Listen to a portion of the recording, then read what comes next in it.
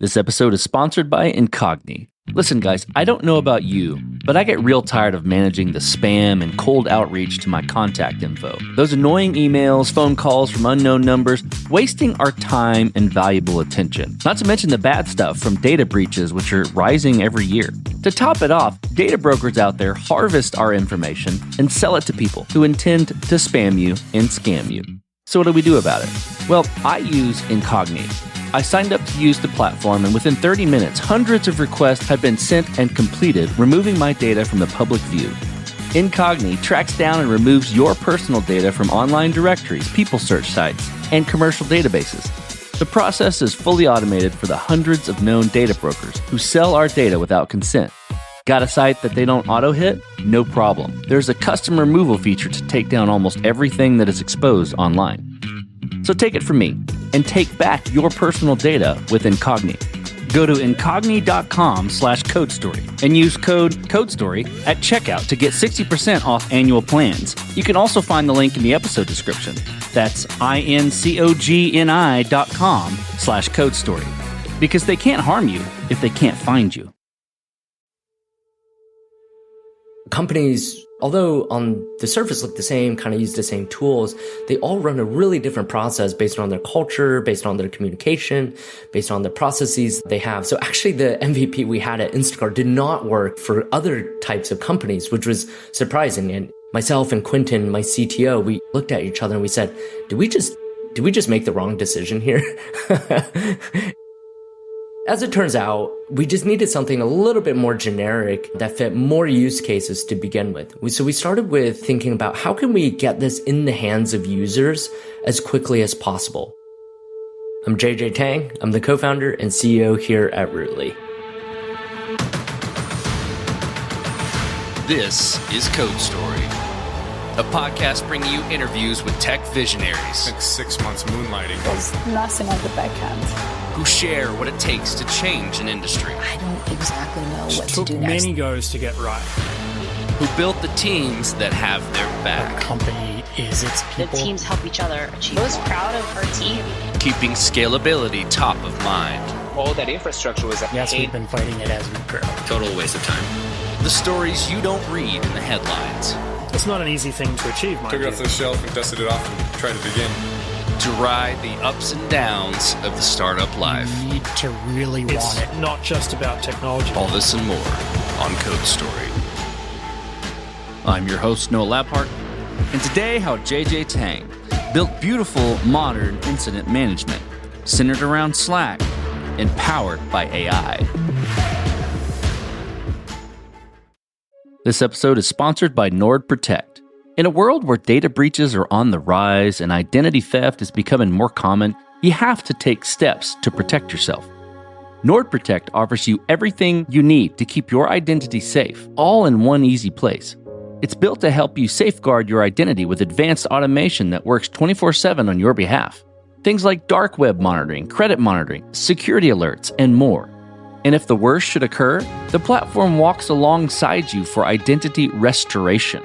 NordProtect plans come with financial coverage across a wide range of threats, from identity theft to online fraud and scams, so you are covered when it matters most.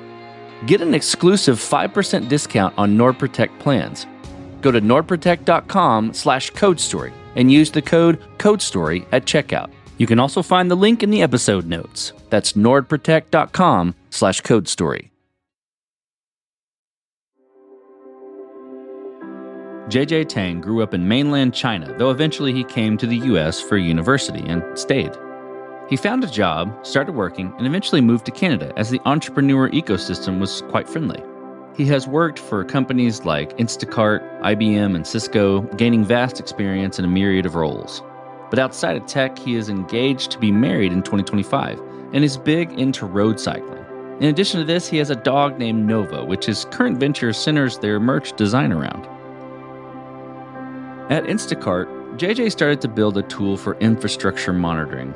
When he realized that building it was cumbersome and nothing existed in the market, he decided to take one of the company's best SRE engineers and start a company, building this very product. This is the creation story of Rootly. Rootly is a incident management and on-call platform, specifically for the most part focused on engineers. We help you manage and resolve critical incidents. So for example, if your website is having an outage, we're going to page you in the middle of the night. We'll help you get started on the incident, collaborate, jump in, work on it, ultimately put together your postmortem, your timeline, gather metrics around it, and keep that feedback loop going. So we are the critical platform that companies like LinkedIn and Figma and hundreds of others use to manage their incidents. I used to work at the grocery delivery company Instacart, and I'd fly all around middle America. I live in Toronto, but I fly all around America meeting grocery executives, and a large part of my conversation was explaining what was going on during these incidents that we would have. And when I looked internally, it turned out the incidents themselves weren't too bad. The part that was really painful was getting a really good consistent process around it, depending on the type of incident that was happening. So for example, like a shopper couldn't check out, or during COVID, everyone was trying to order toilet paper, so we had no availability for toilet paper. How would you fix those? And because we didn't have a great process, we were mostly just pinging each other on Slack and pinging the most senior engineer in the company and hoping for the best. I asked my now CTO, who was the first SRE, site reliability engineer at Instacart, I said, hey, we should start building product that kind of solves this. And so we started building Rootly actually internally as a tool at Instacart. And one of those senior executives asked me, he said, isn't it odd that we are building critical infrastructure tooling ourselves and we're a grocery delivery company?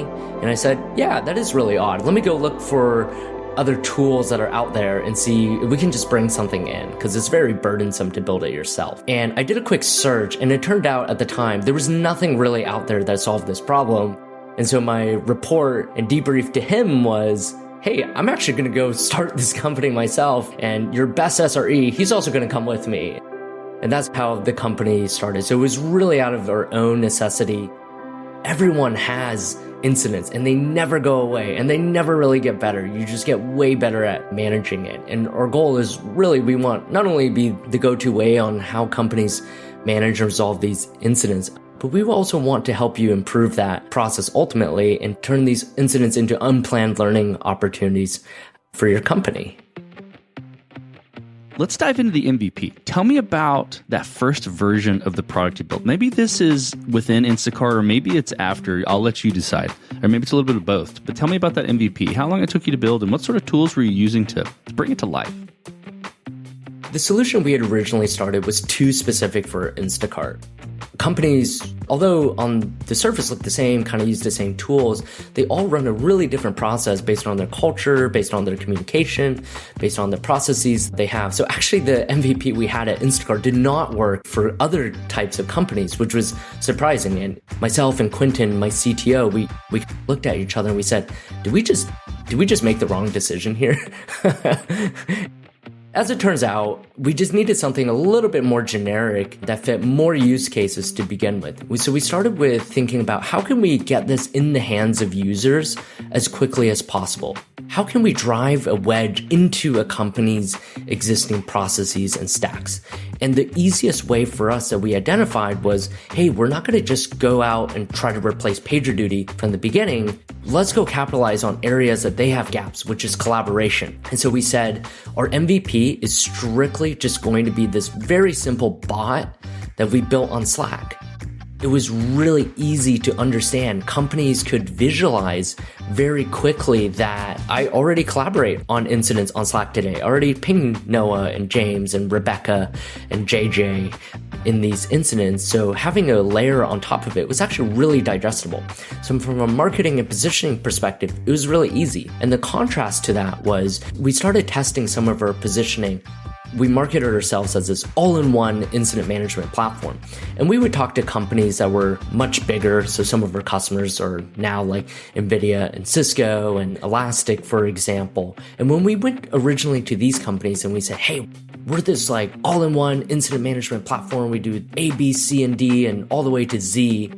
Although it would have been useful, the psychology of the buyer and the people that we were selling to actually got really intimidated. They said, whoa, this sounds cool, but maybe it's a little bit much for me. And in our mind, we originally thought, wait, how can it be too much for you? Like, you're an enterprise, you need this kind of stuff. So as it turns out, focusing on the MVP really helped us figure out our positioning and what that wedge into these company stacks were. And so when we started with Slack, it really helped us grow the company and the adoption because it was so easy to understand and use.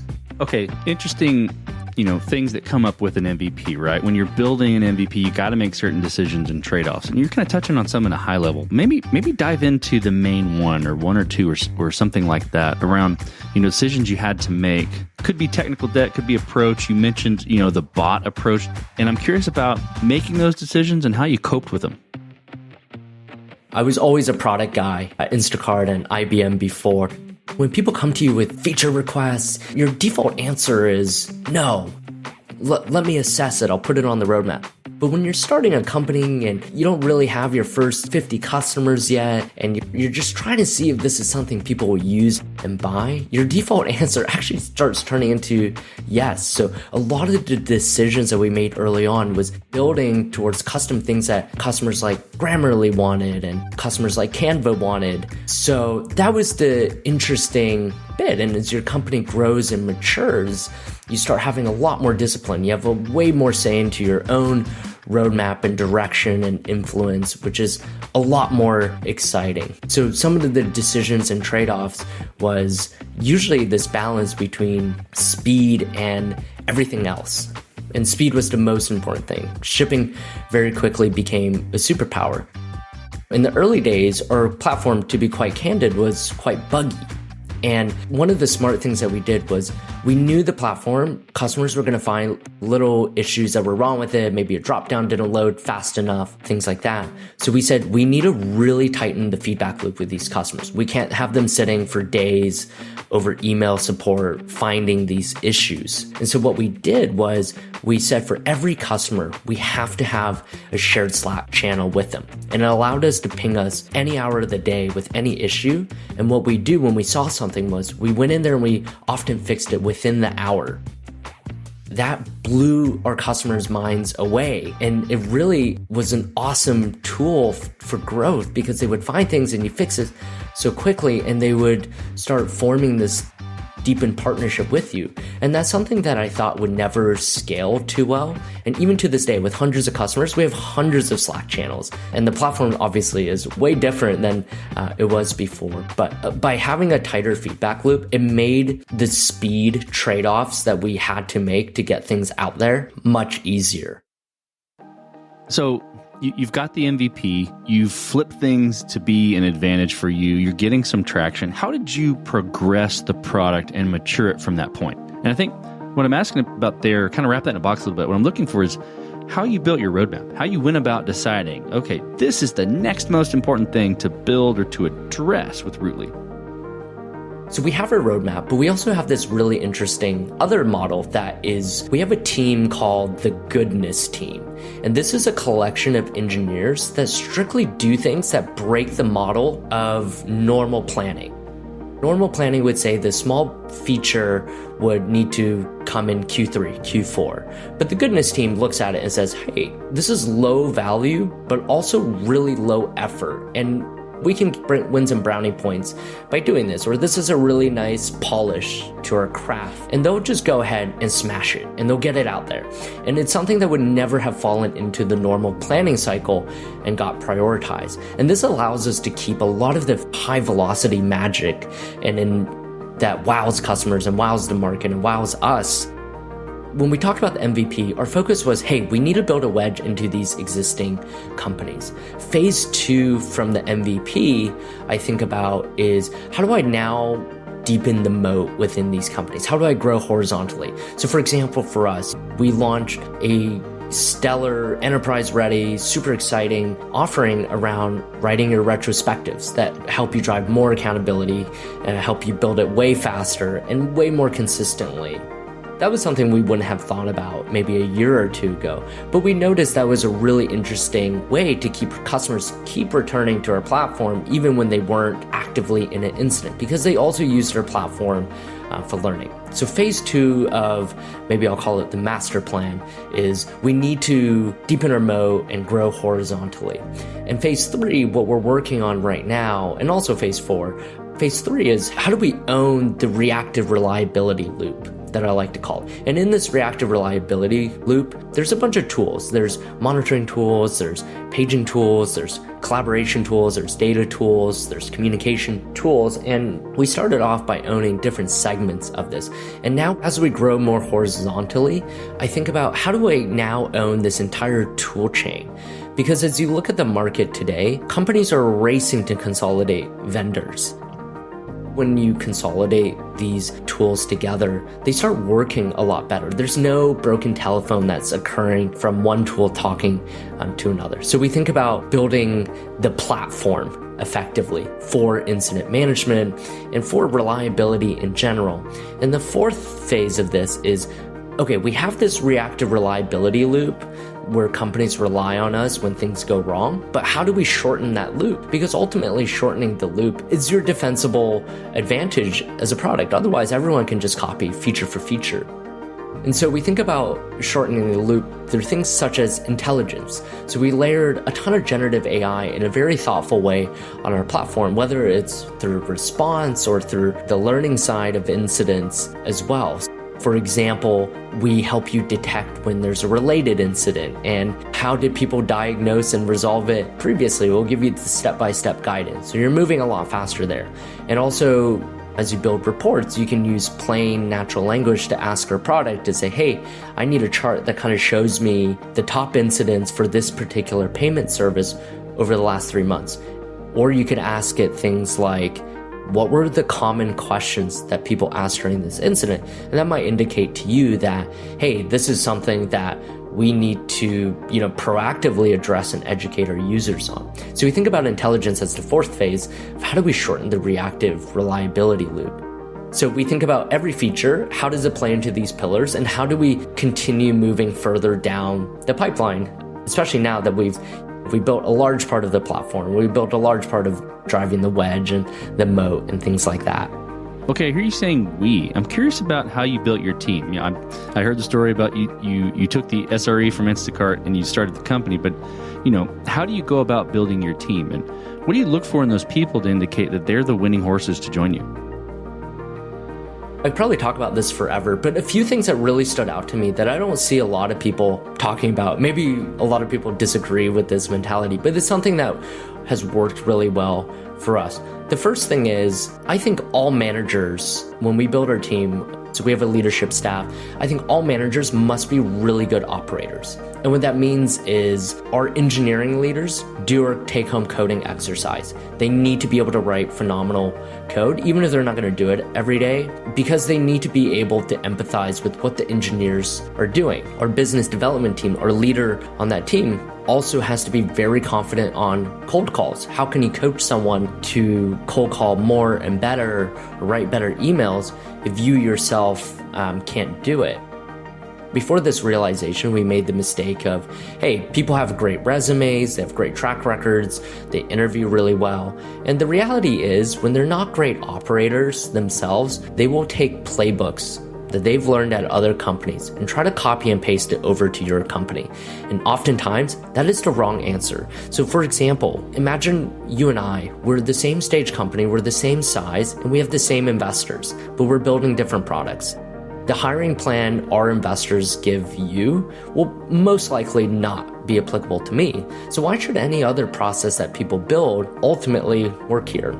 In a similar vein, people that are excited, especially the ones that are joining you early, that are building the playbook with you, that we most likely do not have the answers. We most likely will not find all the answers ourselves, and that is certainly true. But people that are excited to define how it will look like for the next 50, 100, 200 people are the people that are genuinely in it to win it. And those two types of mindsets are really helpful. And so we've done a really good job here of promoting internally people that are operators, because we can teach them leadership skills, but we can't motivate and teach someone that they should be in the weeds and know how the business works. And because of that, the decisions that we make are much clearer and much faster and much more accurate now.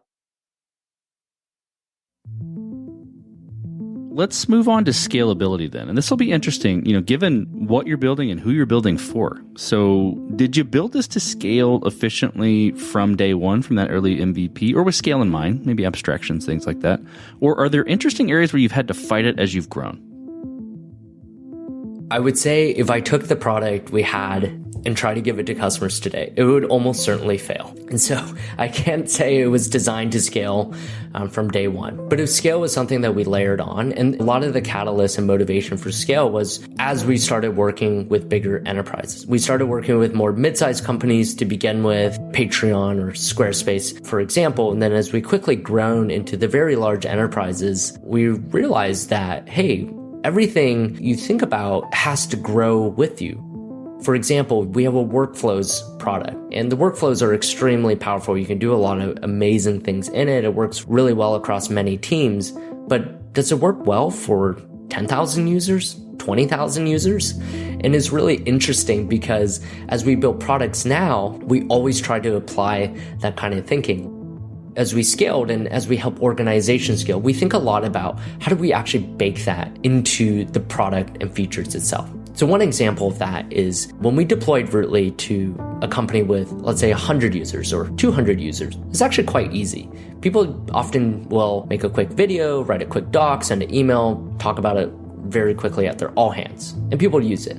But when you roll out to 15,000 users, the team that is actually buying your tool and responsible for the adoption of it, they can't really go talk to 15,000 users. So how does the tool now, from a scalable way, aid them to do their tasks in a scalable way? So for example, we built in the concept of interactive tutorials that you can customize with your own docs.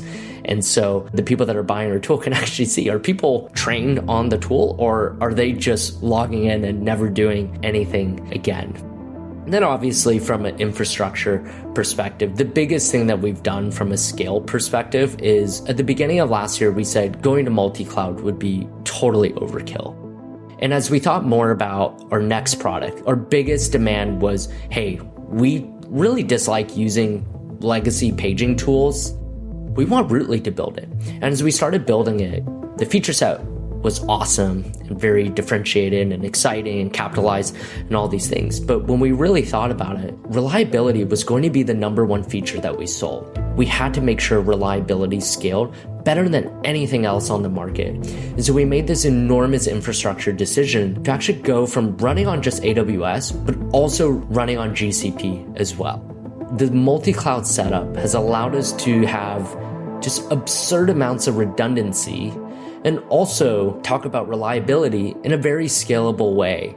And that has done wonders for us, I would say. Okay, JJ, as you step out on the balcony and you look across all that you've built, what are you most proud of? So often what you hear on a day-to-day basis and what you immerse yourself in a day-to-day basis is you're focusing on the things that are broken. And the times that I really get a chance to step back and look at and think about something like this question is, I think about this during our all hands. We're there to celebrate the wins. The thing that I'm by far the most proud of anything other than deploying to all these amazing companies around the world that when I was a student, I dreamed of working at, is the part that brings me the most joy is seeing people grow their careers in a company that I built from nothing.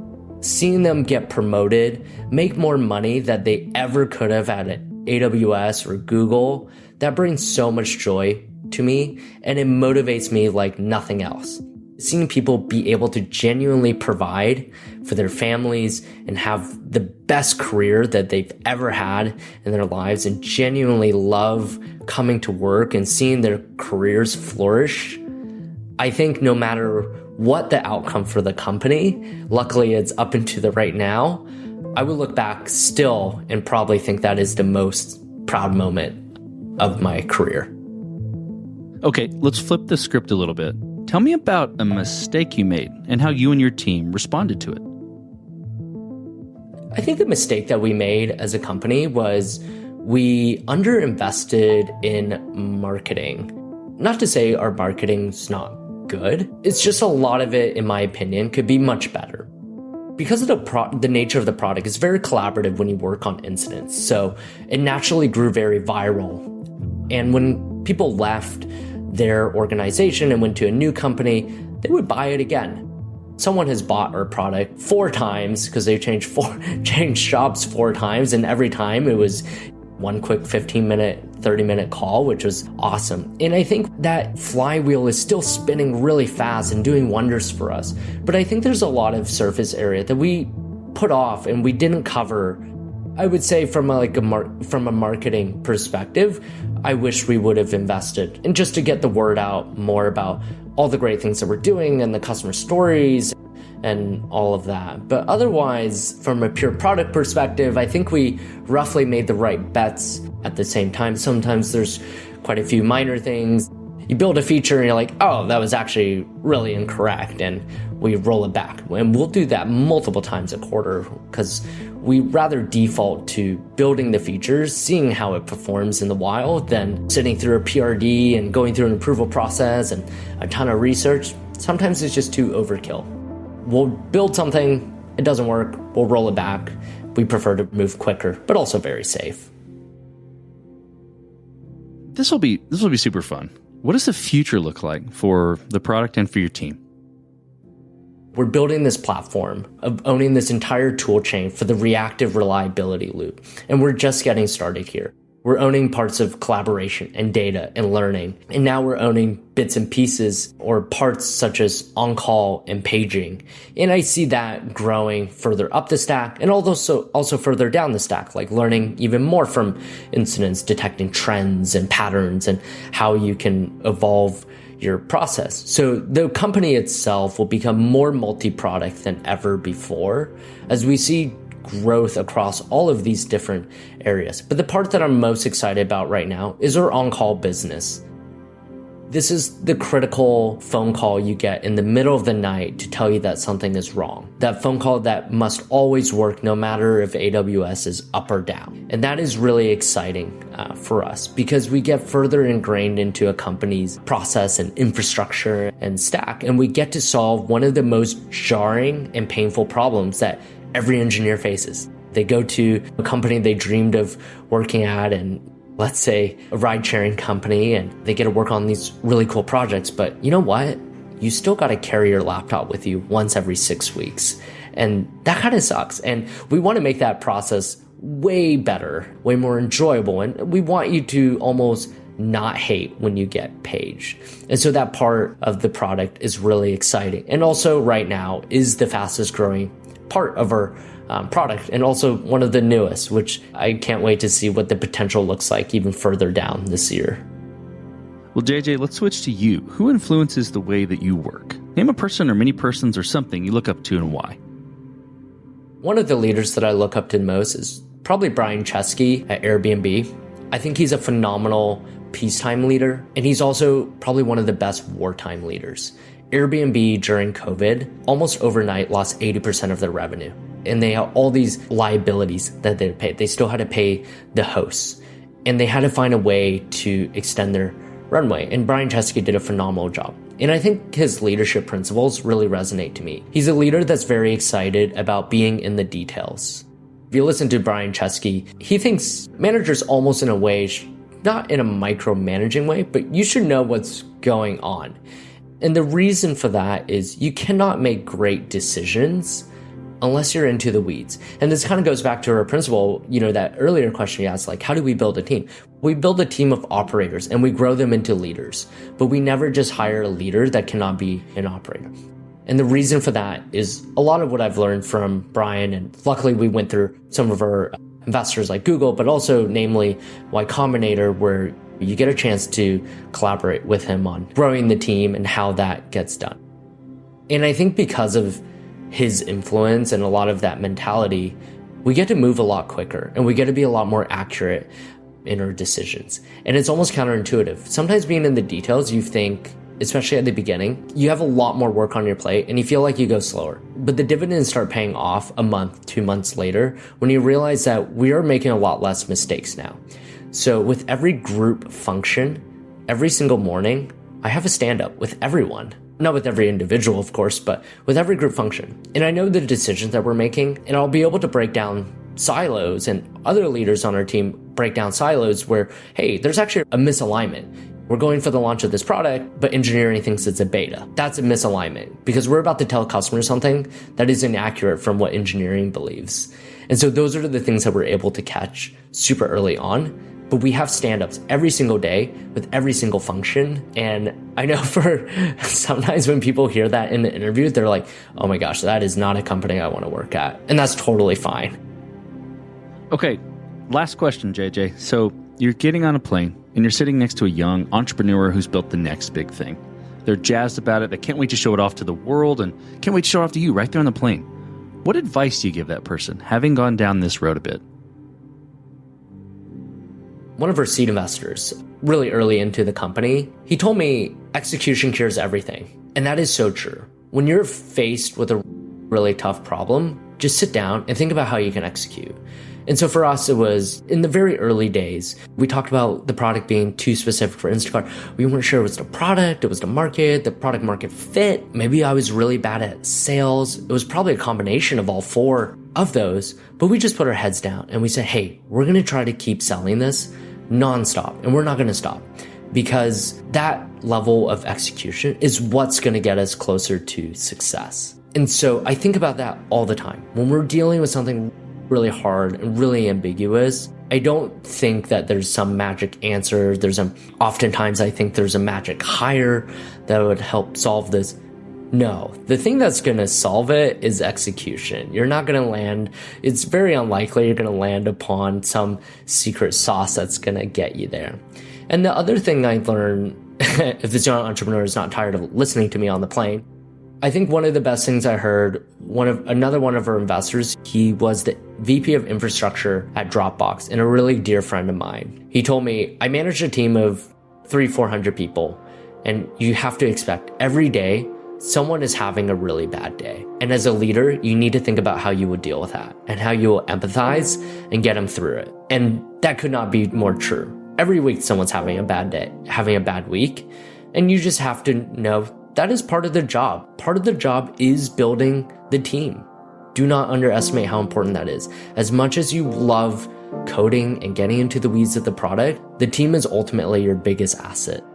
And it's something that you continuously need to invest in time and time again, over and over.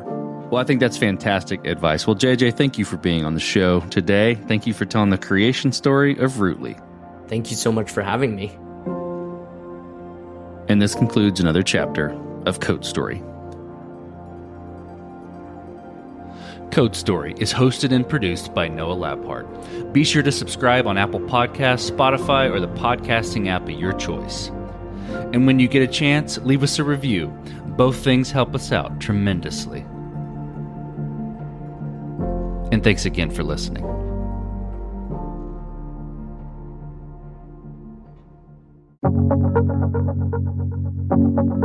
If you're early in your career and looking for insight, inspiration, and honest advice, listen to the Capital Ideas Podcast.